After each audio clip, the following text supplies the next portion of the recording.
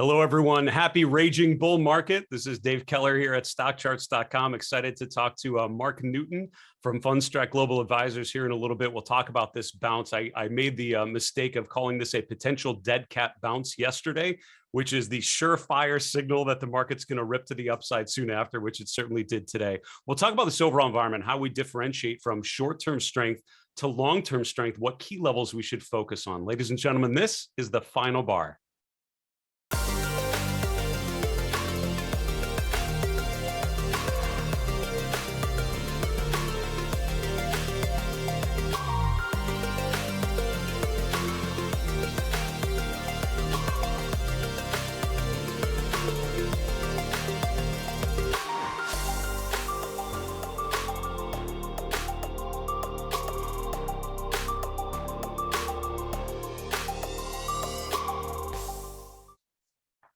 Hey, everyone. Welcome to the final bar. I'm your host, Dave Keller. I'm the Chief Market Strategist here at StockCharts.com in a cloudy Redmond, Washington. Thanks for joining us every weekday after the close as we focus on the market environment using the toolkit of technical analysis, focusing on the message of price, breadth, and sentiment, trend, and momentum, trying to understand investor psychology through the lens of technical analysis and behavioral techniques.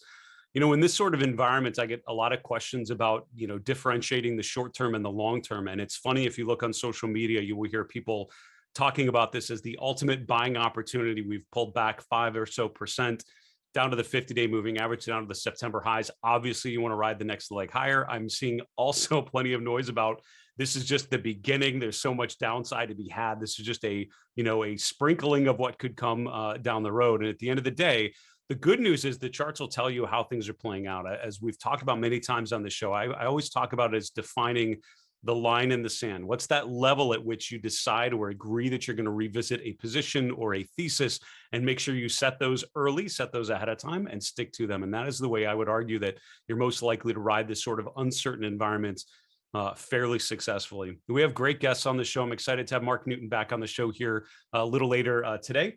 Coming up later this week on Wednesday, the 8th, we have Gary Dean from Sentiment Timing. On Thursday the 9th, we have Samantha Leduc from Leduc Trading. Then coming up after that, the week after, we have Jonathan Krinsky joining us from the New York area. We have Mish Schneider from Mish's Market Minute on Stock Charts TV joining us next week as well. Also, as a reminder, we have our holiday special running all through the month of December on StockCharts.com. This is a great opportunity to recommit to making better decisions, re-up your membership. So if you're an existing member, you can get the holiday special and just be added to your account. If you've ever thought about being a premium member, taking advantage of all the great features on Stock Charts, this is a really good time to do it. Go to StockCharts.com/special for more info on that holiday special. I encourage you to check that out for sure. Let's continue on today's show with our market recap. We're going to start with a poll. We always have a poll running on our live stream on StockCharts.com and also through social media. We asked you recently, how often do you use point and figure charts? Every day, a couple times a week, a couple times a month, or what's a point and figure chart? 39% of you asked me back, what is a point and figure chart? So that was the most common response. 31% of you said a couple times a month. Then it was sort of split between every day and a couple times a week. If you don't use point and figure charts, I would encourage you to go back to some of my recent guest interviews over the last couple months. Conversations with Bruce Frazier from Wyckoff Analytics, also Roman Bogomazov from the same shop. People that use the Wyckoff method is actually a systematic way of understanding market dynamics, but it uses point and figure charts as part of that. I had Hank Pruden come out to Boston when I was up at Fidelity. He spoke to us and spoke to the Boston MTA chapter, the CMT chapter there as well. And if you heard Hank speak about how to use point and figure charts to understand the structure of the market, it would be hard to ignore them after that moment. So I'd encourage you to check them out if you've not looked at them. Our chart school pages, by the way, have a lot of great content on how they're constructed, how to use them, and some basic concepts about looking for breakouts and breakdowns. So if you answered a couple times a month or less, I'd encourage you to check out some of those interviews to see how good practitioners are applying that to better understand the market trends. Let's continue on today's show with our market recap, talking about the overall market environment. So yesterday was this bounce to the upside with the S&P getting back above 4550. We talked about that being a key level. That's the September high that we pulled back to. We also pulled back to the 50-day moving average. Today, further upside and pushing onward. The technology sector, certainly the story today, I would argue overall up 3.5% using the XLK. The NASDAQ 100 was up 3% compared to the S&P's 2.1%. Mid caps and small caps doing just fine, but a little less, with the S&P 600 small cap index up just under 1.5%. The VIX, by the way, continuing its journey back downwards, down about 5 points from yesterday to just above 22. This had been in the low mid 30s not too long ago, now coming back down. So what's interesting is the VIX is still relatively elevated, right? For much of 2021, we treated a signal above 20 as the volatility being extreme and the market being potentially at a buyable pullback. We had a much higher spike in volatility this time around. It'll be interesting to see how that settles in. So still above 20 there. Other asset classes, very quickly, interest rates popping back higher, continuing that trend from yesterday. You have 10-year yields up about half a point to 148 on the 10-year yield, and bond prices using the TLT down for sure 0.8%. Dollar flat from yesterday. Looking at the commodity complex overall, stronger. Energy was up 2.3%. If technology had not done so well, we'd be talking all about energy being the number one sector, but oil prices higher, gold and silver up as well. If you're looking for red, just go to cryptocurrencies. You're seeing, obviously it's a very volatile market, plenty of opportunity with on upside and downside, even though the long-term trend in Bitcoin has certainly been relatively strong. You've seen plenty of choppiness, plenty of weakness recently. For what it's worth, Bitcoin essentially flat from where we were doing the show yesterday. Ethereum down over the same period about 1.7%. I've been talking a lot about that Ethereum to Bitcoin ratio, and Ethereum overall has been much stronger in recent weeks. Not so much today. With Bitcoin, it's interesting. I've been asked recently about that, given the pullback that you saw. 50,000, big round numbers tend to be really meaningful. If you look at the chart of Bitcoin, look at 50,000, 60,000, 40,000, 30,000. All of those big round numbers have ended up being very, very important. And the market has often found support and resistance around those levels. So I would be keying in now as we pull back once again toward 50,000. I think paying attention to that level could certainly be a wise decision. Let's look at the chart of the S&P 500 and sort of see how things have settled out. It's funny when you zoom out, just take a step back from this chart and look at the overall trajectory of the S&P, you're seeing yet another bounce off the 50-day moving average. And if you take the September-October pullback out of the picture, it was a little more drawn out in terms of time, and it was the deepest correction in terms of price in 2021. But all these other pullbacks during the year 2021 have pulled back essentially right to the 50-day moving average. We've closed below it maybe once or twice and then reverted back to the upside and pushed higher. So far, given the strength that you saw today pushing back upwards, you're seeing the same idea. So, overall, all of a sudden in one day, this chart has looked from being in a relatively weak mode to all of a sudden finding support at previous resistance, right? So you had resistance around 45.50 in early September. That was the breakout level in late October. We've now pulled back to that same level. That lined up with the 50-day moving average, and the market has bounced up from there. It's worth noting also the RSI bottomed out in the last week right around 40, which is more characteristic of a bull market phase where you have momentum. It doesn't really get so beaten down that it becomes oversold. It pulls bound around 40 and then rotates higher. So all of a sudden, this is setting up fairly positively. We've talked about downside potential, and I don't think you can declare that things are all clear yet, although I've heard people attempt to do so. For me, you'd have to eclipse the previous highs to signal that renewed strength going into the end of the year. Now, of course, we are entering the we're in the seasonally strongest part of the year, but early December at times has been a little weaker. Late December is when you get the Santa Claus rally. You get usually some strength going into year end. So could we be setting up for that sort of move? The small cap index is an interesting one to look at as well. We'll go to the IWM next. This is the Russell 2000 ETF, so an ETF covering a broad small cap universe. So compared to the S&P, which the momentum remained fairly positive, the RSI for the Russell 2000 actually became oversold. So the lowest RSI reading we've seen since March of 2020. You can see in the chart of the Russell sort of a different look. The S&P had sort of had that pattern of higher highs going into the September high, pretty much every month making a new all-time high until you had that pullback September, October. The Russell 2000 on the other side, essentially range bound for much of 2021. This is when we talked a lot, the beginning of November, we talked a lot about the reemergence of the small cap space. This is when the cyclical trade starting to sparkle a little bit more. You have the small cap and mid cap indexes pushing out of their range, which all of a sudden seemed like it was a big sea change and a rotation back into some of these cyclical sectors. If you look, though, after about a week, it actually started to fail, and now it's once again back within that range. So to get really interested in small caps, I would argue from a technical perspective, number one, we have to regain the upper end of that range, break above those levels we talked about. It's around we'll call it 230, 235 on the IWM. But then you have to remain above there. And that was the problem you had back in November. You sort of had a breakout, but not enough of a follow through. And that's why I often talk, when you hit a key level or hit a key signal, it's not enough to just have the signal. It's all about the confirmation or the validation or the follow through, some indication that we're actually following through in that direction. That's what we didn't really get here in early November. That's what I would be looking for if you do see further upside in the small cap indexes.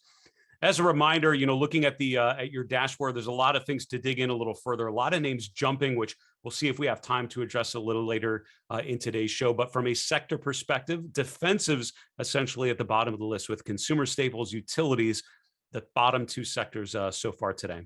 We need to take a quick commercial break. We'll be back with today's guest, Mark Newton. We'll see you in a minute.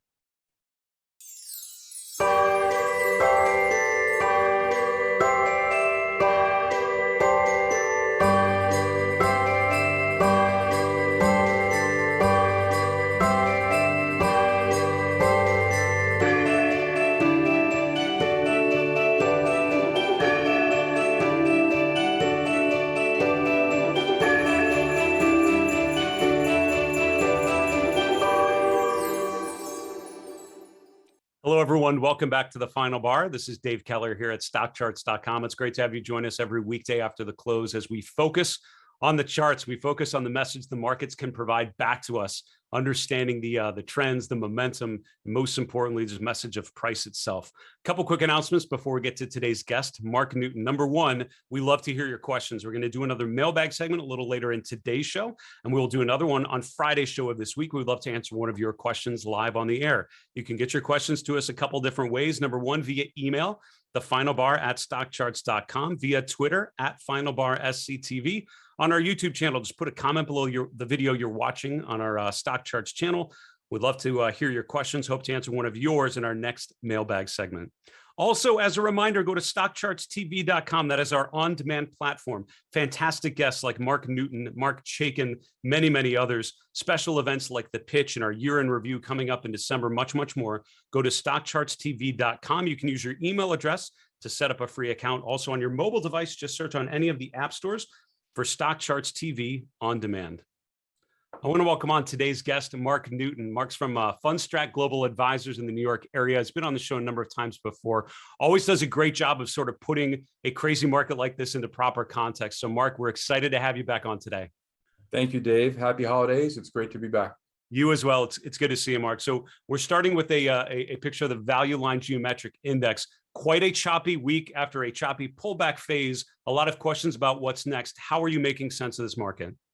Yeah, I think we can all agree the volatility is certainly back. And, I think we also agree that, we're all sort of sick of seeing all this holiday red on our screens, this early in December. So today's rally is a welcome relief to many.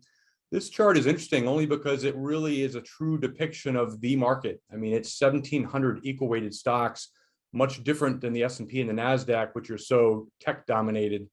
And as you can see in this chart, we actually peaked out right around the month of June. So really over 6 months ago, where the market was largely pretty sideways. And then we broke out back to new highs towards the latter part of October. And even though technology was acting well, there was a lot of sectors that hadn't been. Financials, materials, industrials, discretionary, all those sectors moved back up to new all-time high territory. And then they all promptly rolled over, which was very unusual in my view, considering that this was really a pretty lengthy multi-month type breakout that looks to really have failed. So, it's interesting to me in a lot of respects, but for now, it seems to have held really where it needed to, right near this area of this past summer. But if anything, if there's any key takeaway here, it's only that, the market to me seems to have gone from a bull market, over the last 21 months or so into more of a sideways market. With technology acting well, it's certainly, not a bear. Financials are acting well also, but it's just worth knowing that the market seems to be sort of churning here. And we've seen this ongoing sector rotation, but it's really important to understand that, this is a very, very broad-based gauge of the market, similar to the NY composite. And, the advanced decline also recently pulled back from all-time highs. And so, this sort of shows in a nutshell how choppy it's been, over the last few months. It's such a great illustration. And I've commented to some people, depending on what you own in your portfolio, your experience in 2021 could have been vastly different, right? If you own a portfolio of small caps, a portfolio of big banks, portfolio of big tech names, right? I mean, your experience this year has been very, very different. That geometric index sort of averages that out very, very nicely. Your second chart is digging a little bit more into the breadth conditions. Now, we've had this pullback phase. Now we're starting to pop. What does the breadth tell you here? Yeah, what I like to look at specifically for short term is a percentage of stocks that are above their either 10 or 20-day moving averages. And for long term, what I think is interesting here, which is the bottom part of this chart shown in red, is that the percentage of stocks now above their 200-day moving average has fallen down to just north of around 50. It's right now at 64% as of yesterday's close. So this is really the lowest levels that we've seen, really throughout the entire year. And if anything, that's a little bit of a concern to me, only because markets are within striking distance yet again of all-time highs. But it's almost about a coin flip in terms of the number of stocks that are above their 200-day moving averages. So, of course, many of the popular indices and ETFs are really dominated by Apple, Microsoft, Google, Facebook. I mean, it really is no different, though, than the 1930s through the 90s. And at that time, we had AT&T, GM, and GE. So, it's really no different than what we saw. It's not really a new normal. If anything, it's an old normal. And this domination can happen and it can persist throughout the years. But for me, it's always advantageous to really look at equal-weighted ETFs and indices when trying to study what the market is doing. And if anything, this just shows you that the market is anything but all that healthy. When you look at really the percentage of stocks above that 200-day moving average, that means that tech is carrying all the weight and the majority of the market really is not participating. At least has moved a little bit more sideways in recent months. It's such a great point. One of my Fidelity predecessors actually used to have a chart in the Fidelity chart room, and it was called the Generals, and it was General Mills, General Electric, General Motors. And the idea was you basically just needed to track that index, and that told you most of what you needed to know. It feels like the FANG stocks have sort of replaced those at this point. So, Mark, we just have a minute left, but as you're looking at this market between now and year end, as you mentioned, we're sort of in that seasonally stronger part of the year. You'd expect most likely stocks to, on average, be higher at this time of year. But given this choppy period that we've had, the rotational environment, where are you looking opportunistically? Or is it areas like semiconductors that have already had pretty good runs, or things that have had a little bit more of a pullback, energy or something? Where are you looking now? I think technology remains a key area of focus for me, and also financials, simply because rates to me have started to bottom and are pushing higher. And specifically, that should aid areas like the regional banks. So KRE, I like quite a bit. And a lot of those insurance names are starting to break back out to new high territory along with the regional banks. So KIE is for the insurance, of course, KRE for the regionals. So those are two groups I like. I would mention that, today's breadth is happening almost 9-to-1 positive. It is a very big move in momentum and breadth, but overall daily momentum indicators are still sort of negatively sloped. So it's an interesting time when markets are up 2%, but yet the trends have been so negative in recent weeks. So I think, it pays to think that we could back and fill a little bit. It could be choppy, but I do think momentum and breadth have probably bottomed. And if we show any sort of pullback in the weeks to come, that should be still a chance to buy for a Santa rally into the final week of the year. It's a great point, Mark. And I haven't missed the fact, I don't know if you've noticed as well, utilities creeping to the top of the list on some of these days, which is certainly a little more defensive. Listen, Mark, it's great to see you. Thanks so much for sharing some wisdom with all of us. Stay safe, be well there. Have a great holiday, and we'll see you next year, all right? Thank you, Dave. Likewise, look forward to joining you in 2022. Sounds good. That's Mark Newton. Mark's the global head of technical strategy at Fundstrat Global Advisors in the New York area. And I hope what you heard, he made a comment in there. I didn't have time to dig into a little much, but he mentioned the equal weighted measurements. And if you looked at what the indexes and the measures we tracked there with the charts that he shared with us, a value line geometric index, looking at the breadth indicators, which by definition are equal weighted. It's showing you the number of stocks or the percent of stocks in an index that have a certain characteristic. What that does is it eliminates the overweight of the mega cap technology, consumer, communications names that are inherent in things like the S&P and other major indexes, right? Those cap weighted indexes are really dominated by the performance of the mega caps. By looking at equal weighted measures, you get a better read of what the average stocks are doing, which can be really, really helpful. Great takes there from Mark Newton. Let's continue on today's show with the Final Bar mailbag. As a reminder, we love to hear your questions. You can get them to us at any time via email at thefinalbar@stockcharts.com. We hope to hear from you very soon. And let's get to question number 1. MACD and PPO look identical. Is there a good reason to consider one rather than the other? I love that question so much. I'll tell you what, we'll leave the KIE, that was the insurance ETF that Mark was mentioning just a moment ago. I'm going to, at the bottom of the chart, take MACD, and I will change this to PPO. And what you will find is basically that it's pretty much very much what you said. Are these identical? The answer is no, they're not identical. Are they really, really close to the point that you probably won't recognize the differences?